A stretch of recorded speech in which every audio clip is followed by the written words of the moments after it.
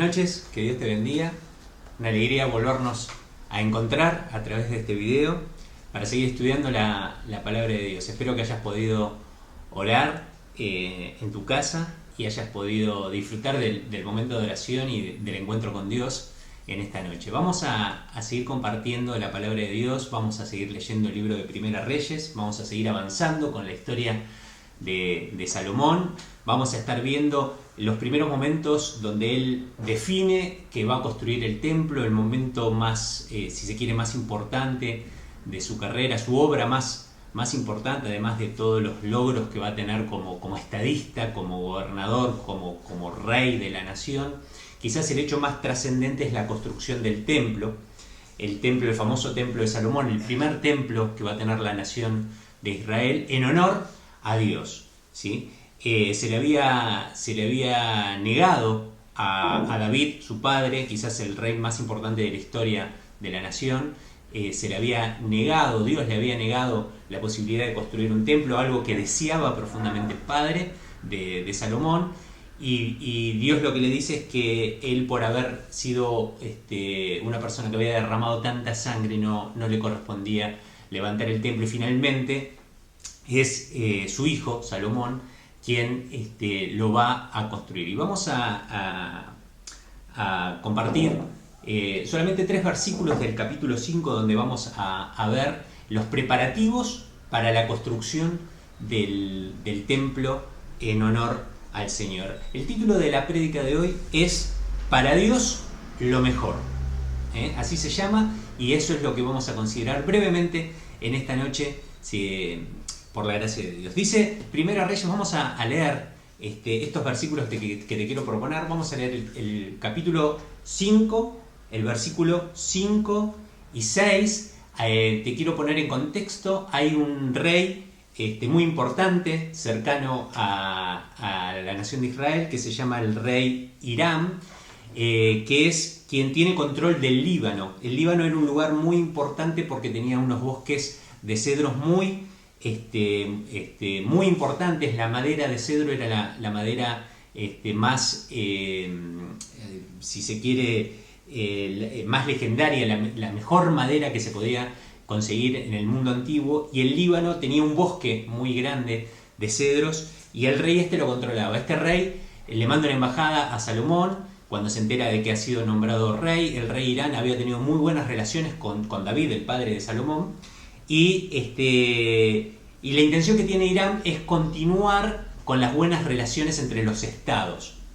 Entonces Salomón le cuenta que él se ha propuesto en su corazón construirle un templo en honor a Dios, y el rey Hiram va a participar con madera del Líbano en esto. Y vamos a reparar 2 o 3 versículos importantes que están en este capítulo, que a mí me gustaría considerarlos para sacar alguna conclusión que nos pueda hacer meditar en esta noche. El capítulo 5, versículos 5 y 6 dice así la palabra de Dios: Por lo tanto, me propongo construir un templo en honor al Señor. Esto está hablando Salomón, ¿no? Dice: por lo tanto, me propongo construir un templo en honor del Señor mi Dios, pues Él le prometió a mi padre David, tu hijo, a quien pondré en el trono como sucesor tuyo, construirá el templo en mi honor. Ahora pues, ordena, le dice al rey Hiram, que se talen para mí cedros del Líbano.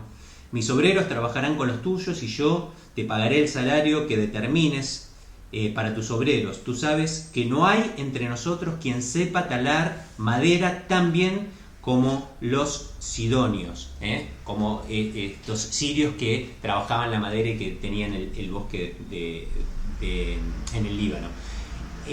Quisiera que consideremos también el versículo 17, porque no solamente necesitaba madera, sino que necesitaba piedra y de muy buena calidad. Mira lo que dice el versículo 17: para echar los cimientos del templo, el rey mandó que sacaran de la cantera grandes bloques de piedra de la mejor calidad. ¿Sí? Lo voy a leer de vuelta. Para echar los cimientos del templo, el rey mandó que sacaran de la cantera grandes bloques de piedra de la mejor calidad.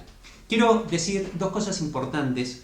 Quizás la primera referencia interesante para hacer en este pasaje es que el templo en honor al Señor no solamente está construido por judíos, ¿sí? Sino que participan los no judíos en la construcción del templo. Y haciendo una mirada para la historia podemos ver cómo el Nuevo Testamento llama a la iglesia el templo de Dios, una iglesia que está compuesta no solamente por judíos, el pueblo elegido por Dios, sino que ahora el pueblo elegido por Dios se amplía por todos aquellos que han sido transformados por el poder del Evangelio y por la sangre del Señor Jesucristo, ¿sí? Así como el tabernáculo solamente había sido construido por judíos, cuando se tuvo que construir el templo participaron tanto judíos como gentiles, como no judíos en la construcción del templo. Eso es una reflexión interesante para hacer, ¿sí? Las piedras eran de las canteras del rey Salomón, pero los cedros eran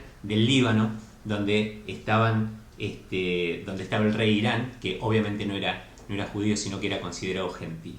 Así que esa es una primera reflexión: judíos y gentiles construyendo el templo en honor a Dios, y quizás una imagen de lo que posteriormente iba a ser la iglesia, la construcción del templo definitivo de Dios, donde Dios habita definitivamente, que es la iglesia, construida con piedras judías y piedras gentiles, judíos y no judíos haciendo el templo de Dios.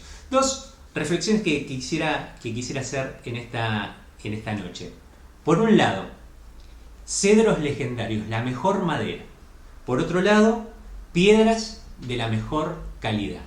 Los cedros se iban a ver porque iban a estar en la parte donde iban a estar tallados y donde iban a construirse el templo, pero no solamente lo que se veía tenía que ser de excelente calidad, sino las piedras que iban a ser los cimientos, como dice el versículo 17, para echar los cimientos usaron grandes pedazos de piedra de la mejor calidad.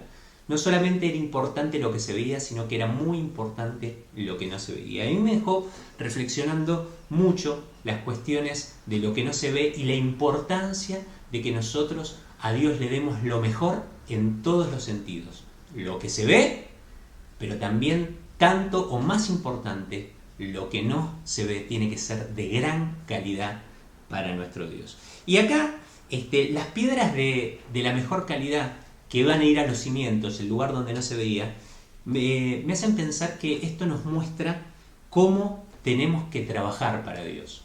Es muy importante que trabajemos mucho en las cuestiones que no se ven. Dios está muy interesado en esas cuestiones que no nos llevan al orgullo, que no muestran lo que nosotros somos a los demás, sino que trabaja en lo privado, ¿no? Dios está interesado en cómo nosotros trabajamos lo privado, lo que está oculto, ¿sí? En reiteradas veces la palabra de Dios nos enseña que cuando tengamos que orar, vayamos a nuestra pieza y cerrada la puerta oremos a Dios que ve en lo secreto. Y Dios que ve en lo secreto te recompensará en público. La misma idea está para cuando ofrendamos. Dice que cuando tenemos que ofrendar, ofrendemos en lo secreto. Y Dios que ve en lo secreto nos va a recompensar en público. Y esta idea de que Dios ve lo secreto, que Dios está interesado en lo secreto, nos muestra que así como Salomón, cuando tuvo que poner los cimientos, buscó la mejor piedra, la de mejor calidad, lo mejor para Dios,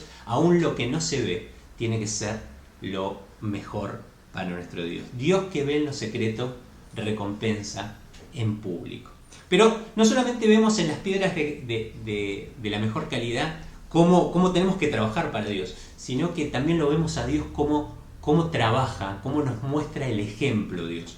Porque así como Dios hace un montón de cosas que se ven, cuando Dios trabaja en nuestra vida, está muy interesado en trabajar en lo secreto. Y si vos te pones a pensar, si vos reflexionás un poquito sobre el milagro de lo que está sucediendo en tu vida desde que abrazaste la fe en el Señor Jesucristo, es un constante trabajo de Dios en lo más profundo, en lo más escondido de tu corazón. Dios está transformando tu vida en un proceso que va desde adentro hacia afuera. Lo que hace el Evangelio, el poder de Dios en la vida, es trabajar en los cimientos.